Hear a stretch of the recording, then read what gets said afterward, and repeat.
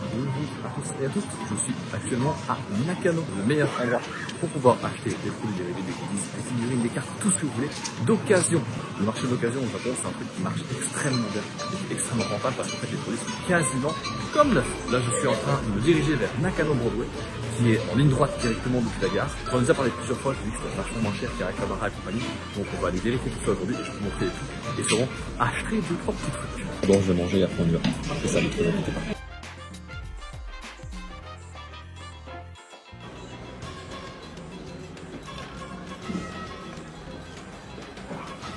C'est bon, je suis au bon. Tu sais que je faisais la première vidéo, j'ai bien mangé, mais j'ai pas eu le temps parce qu'il s'est passé plein de choses. Je vais tout ça pendant la vidéo, mais c'est compliqué. Le timing, c'est un temps de vidéo qui me prend pas plus d'une demi-journée à tourner parce que sinon j'ai pas le temps de faire le montage et j'ai pas le temps de faire tout ce que j'ai à faire. Maintenant qu'on a la présence bien tendue, nous allons rentrer à Nakano Broadway, qui est la rue dans laquelle il y a tous les magasins d'occasion qui vendent des figurines et des conneries du genre.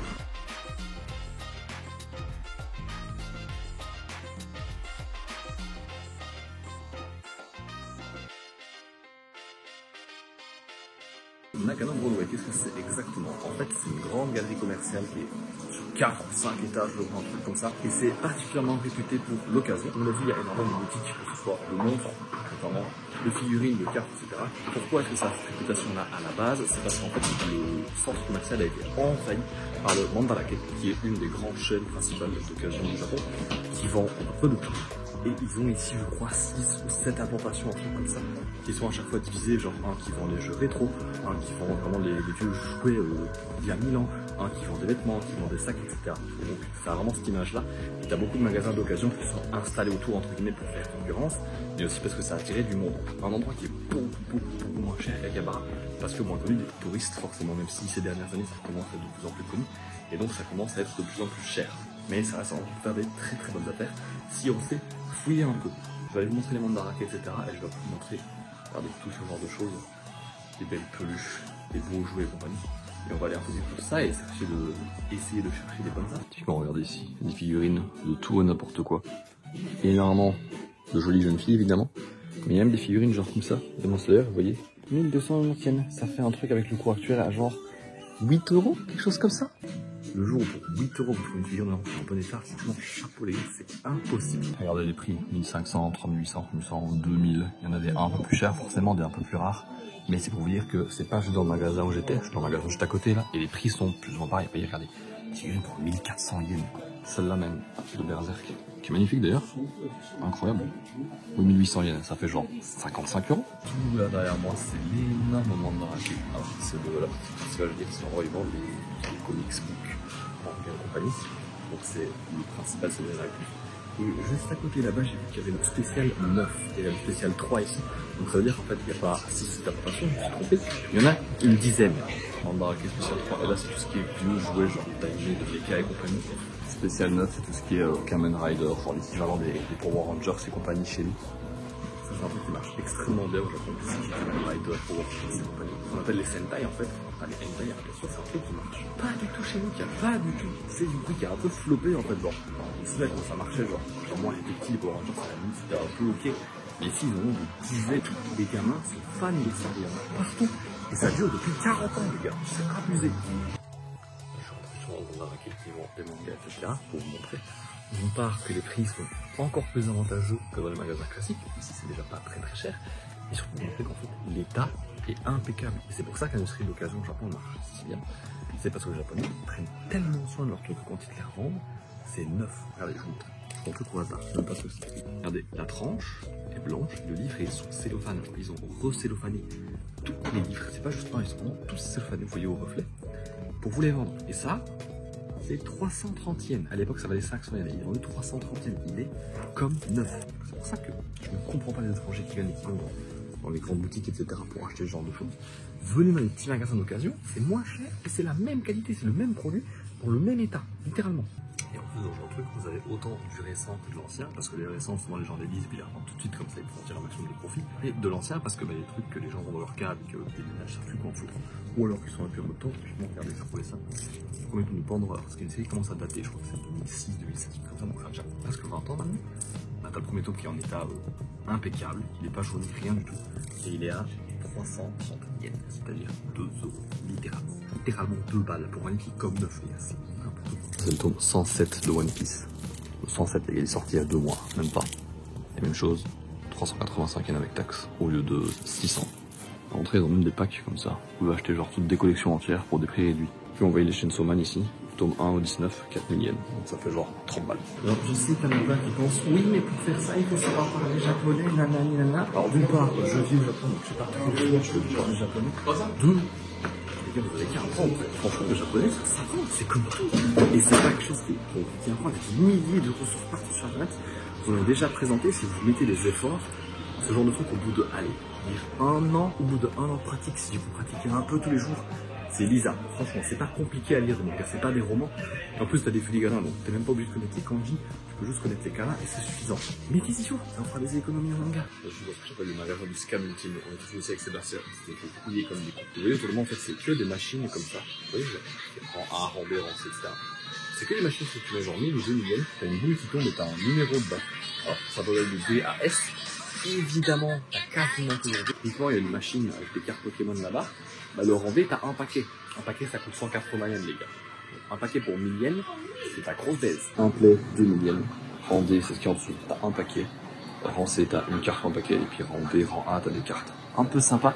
Et t'as juste le rang S. Et bon, le rang SS, il vaut la peau des fesses. Mais en vrai, t'as tout le temps que les rangs D. Regarde le nombre de paquets de merde qu'il y a là-bas. Et c'est des paquets qui valent rien du tout, ça, les gars. Vraiment rien du tout. Bon, j'ai quitté le magasin du démon, donc je vais avoir comme un con. Pas le seul magasin, ouais. Je pense que celui-là, c'est peut-être le pire. Mais ne jouez pas, genre, je pense que ça ne sert à rien.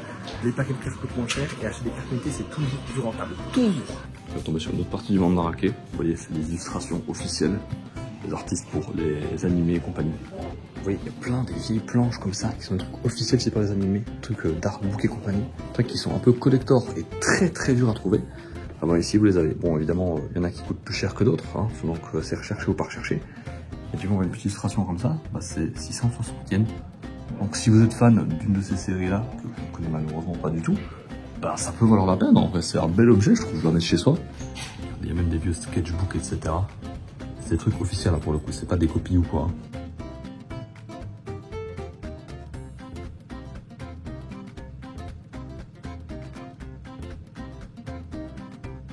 Bon, qui dit Japon, qui dit occasion, dit aussi forcément truc pas très catholique. Vous voyez ici, c'est clairement mots et figures. Alors pour le coup, c'est toutes les figures, c'était très développé. On va dire ça comme ça. Un truc que j'ai pas trop le droit de vous montrer à l'image. Alors ça, normalement ça passe, hein, dans la visitation YouTube, ça peut vous montrer genre de choses. Mais c'est très limite quand même. Et c'est l'extérieur, c'est la vitrine. Donc essayez d'imaginer l'intérieur, à mon avis.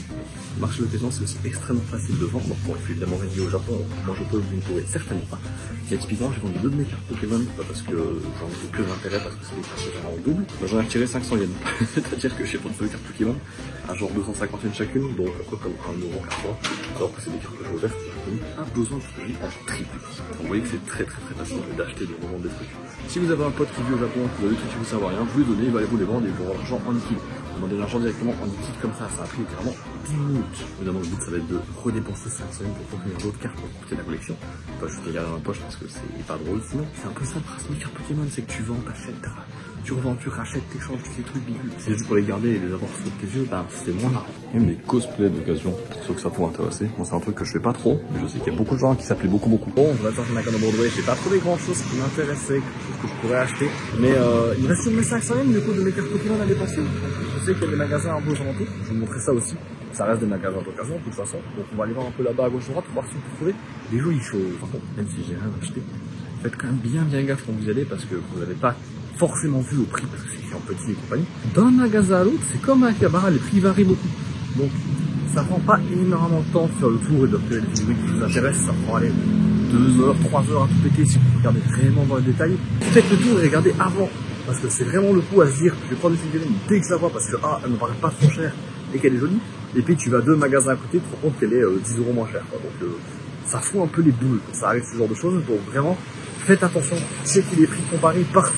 D'ailleurs, ce que je suis en train de faire là pour rechercher mes cartes, je fais à chaque fois plein de magasins et je note sur mon iPhone où je note tous les magasins où c'est les moins chers.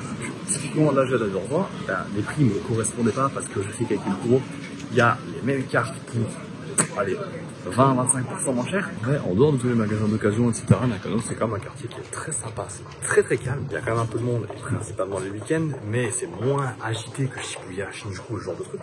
Il y a énormément de restaurants, de bars, etc. Donc ça peut être aussi un super endroit pour sortir le soir. Même si c'est juste pour vous promener, pour vous découvrir un peu de trucs, franchement, ça vaut la peine de venir, ça vaut le détour, je trouve. Là, je viens de me rendre compte que j'avais dit que je vous expliquerais pourquoi est-ce que je faisais une petite vidéo comme ça, donc plutôt qu'un truc qui me temps à tourner.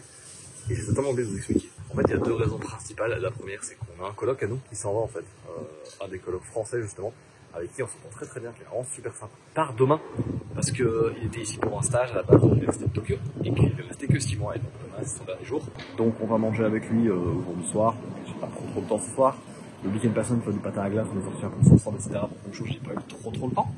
Derrière ça, j'ai eu énormément de taf. J'ai pris beaucoup d'heures ce week-end, donc j'ai été très occupé.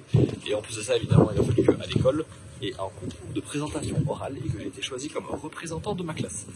Oui, rien que ça, mesdames et messieurs. Et donc, j'ai passé beaucoup de temps à l'école, en fait, avec mes profs, à retravailler mon texte et à répéter mon texte parce qu'il faut que je sois prêt pour après-demain. Et à mon avis, ce sera plus ou moins pareil. La semaine prochaine, j'aurai un peu plus de temps, donc la vidéo sera peut-être un peu plus travaillée. Et comme je vous ai dit, je vais partir bientôt avec le petit Zimo. Je ne vous dis pas encore où, je ne vous dis pas quand, je ne vous dis pas comment. Mais donc, il va y avoir 2 semaines où je ne serai pas au Japon, où je n'aurai pas accès à mon PC. Donc, je vais essayer de faire une ou deux vidéos en avance, mais je promets rien. Donc, risque d'y avoir des vidéos qui sautent. Bref, ceci étant dit, me voici devant le dernier magasin de cartes Pokémon. Je vais voir là-bas s'ils ont des trucs sympas, et s'ils n'ont pas, on se quittera sans que j'aie rien acheté aujourd'hui. Et c'est un peu dommage, mais tant pis, j'ai envie de vous dire. Eh bien, on est tout bon. J'ai trouvé cette petite carte que j'ai payée 1080 yens. Je l'avais jamais trouvée à moins de 1200 yens, donc je suis très content de l'avoir. Je vais la sliver et elle va partir dans ma collection. C'est une qui me manquait, une des ultra rares qui me manquait d'ailleurs, qui était une des ultra rares les moins chères, je crois. Ça me fait extrêmement plaisir de l'avoir trouvée à ce prix-là, donc je suis très content d'être venu. Ça valait le déplacement. C'était pas très passionnant, on a dit, il n'y a pas grand chose à montrer. Mais je veux me forcer malgré tout à poster du contenu toutes les semaines et essayer que ça rende au maximum bien. Donc j'ai fait tout ce que j'ai pu pour que la vidéo soit un minimum correcte. Donc voilà le bon plan du jour, venez à Nakano, achetez vos figurines là-bas. N'allez pas à Akihabara, c'est beaucoup trop cher en fait, allez-y. Mais seulement pour le plaisir des yeux. Bref, merci, gros bisous, à la semaine prochaine et adios.